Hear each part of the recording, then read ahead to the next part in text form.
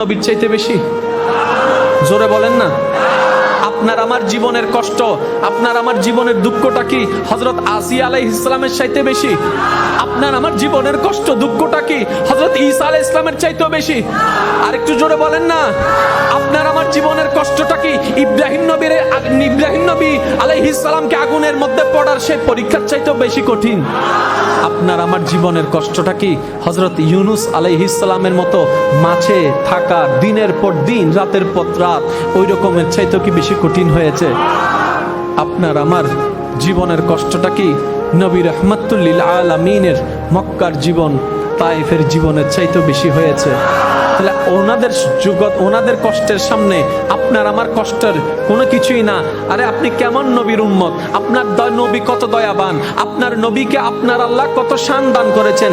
আরে যেই নবীর, গভীর মনোযোগ, যেই নবীর দরবারে ফেরেশতাদের জিবরাইল আসতো, আর একটু জোরে বলেন না, এই জিনিসটা একটু মনে বসায় নেওয়ার চেষ্টা করবেন।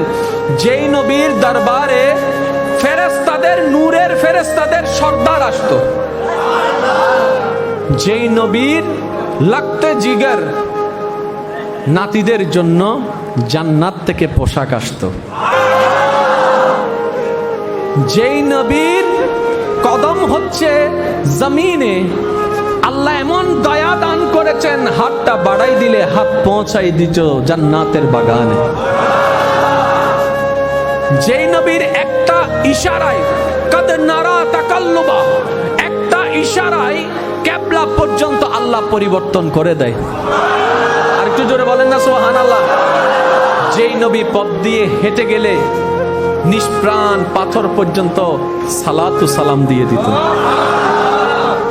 সেই নবী জীবনে ভুগের কষ্টে থাকবে, ক্ষুধার যন্ত্রণা থাকবে, এটা কি মানা যায়? জোরে বলেন না রে ভাই। রিজিকের মালিক কে? আরো জোরে বলেন, রিজিকের মালিক কে? এবার আমার নবীকে, আল্লাহর বন্ধু, আল্লাহর হাবিব রাহমাতুল লিল আলামিন, তাহলে সেই নবীর ঘরে বলে খাবার, আমরা শুনি সেই নবীর ঘরে খাবার নাই, একটা খেজুর দিয়ে 3-4 জনে ভাগ করে খায়, একটা খেজুর দিয়ে 3-4 দিন ধরে খায়, 3 দিন উপবাস থাকে, খাবার নাই, সন্তানরা খেতে পারে না, নাতি খেতে পারে না। ইয়া নবী রাহমাতুল লিল আলামিন, আপনি চাইলে তো জান্নাতের খাবার প্রতি মুহূর্তে আপনার ঘরে আপনার আল্লাহ পাঠাই দেয়। আপনি চাইলে তো জিবরাইল জান্নাত থেকে খাবার নিয়ে আসে। এত কি সুযোগ থাকার পরও আপনি কেন উপবাস আছেন? তখন নবী রাহমাতুল লিল আলামিন বলে, আল্লাহ আমাকে না পাওয়ার দিয়েছে, আমাকে না অথরিটি দিয়েছে, আমাকে না সুযোগ দিয়েছে, আমাকে না ক্ষমতা দিয়েছে, আমার উম্মতদেরকে তো সেই ক্ষমতা সবাইকে দিবে না, আমার উম্মতরা তো সেই ক্ষমতা পাবে না। আমার উম্মতের মধ্যে অনেক গরিব উম্মত, খাবার অভাবে কষ্ট পাবে, রিজিকের অভাবে কষ্ট পাবে, তারা বাজার করতে পারবে না, অর্থনৈতিক কষ্ট পাবে। তারা যদি শুনে তাদের নবী এত পাওয়ার সুযোগ থাকার পরও কখনো বেঈমানি করে নাই, অন্যায় পথে যায় নাই, খোদাকে আপন করে নিয়েছে, আল্লাহকে ছাড়ে নাই, তখন ওই উম্মতরা বলবে নবী যদি খোদার যন্ত্রণায় ঈমান রক্ষা করে ধৈর্যের সাথে থাকতে পারে, আমরা নবীর উম্মতরাও ঈমান বিক্রি করব না, ধৈর্যের সাথে থাকতে পারবো।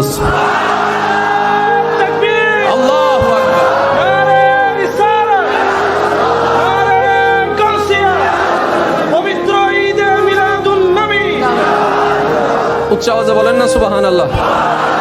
একটা কথা মনে রাখবেন, যদি আল্লাহর প্রিয় হতে চান, ঈমান তো আলহামদুলিল্লাহ আছে। আমার আওয়াজ মনে হয় আপনারা শুনতে পাচ্ছেন না, পাইলে একটু আওয়াজ দেন। আলহামদুলিল্লাহি রাব্বিল আলামিন, আমাদের ঈমান তো, শুধু আমলটা একটু জোরে বলেন, আমলটা একটু। কারণ রবকে খুশি করার মতো যে পরিমাণ যত সুন্দর কোয়ালিটিফুল আমল দরকার সেটা আমাদের কারো কাছে, তাই আমরা সবাই চেষ্টায় আছি, আমরা সবাই চেষ্টায় আছি রবকে খুশি করার জন্য। মনে রাখবেন আজকে থেকে একটি কথা, জীবনে যাই আসুক, পক্ষে হোক বিপক্ষে হোক, একটা সূত্র মনে রাখার চেষ্টা করবেন। এটা আপনার ফ্যামিলিগত হোক, ফ্যামিলির বাইরে হোক, দৈনন্দিন জীবনের 24 ঘন্টায় কথাটা মনে রাখবেন। বুঝেন কিংবা না বুঝেন, পক্ষে হোক বিপক্ষে হোক, প্রথম যে কোনো সিচুয়েশনে আগে বলবেন আলহামদুলিল্লাহ, আলহামদুলিল্লাহ, আলহামদুলিল্লাহ। আপনার ইনকাম হওয়া দরকার ছিল 5,000, কোনো কারণে হয়েছে 3,000, এতটুকুর মধ্যে বলবেন আলহামদুলিল্লাহ। আপনি চেয়েছেন একভাবে, হয়েছে অন্যভাবে, বলবেন আলহামদুলিল্লাহ। কারণ আপনি যখন 5,000-এর জায়গায় 3,000 পেয়েছেন, মন খারাপ করলে সেটা তার 2,000 হবে না। খামাখা মন খারাপ করার তো দরকার নাই, কারণ আপনি যখন নিজের মনটাকে খারাপ করবেন, শয়তান আসার সুযোগ পেয়ে যাবে। আপনি যদি 3,000 বলেন যে আলহামদুলিল্লাহ, শয়তান আসার পথটা বন্ধ হয়ে যাবে। এটাই আপনার ঈমান।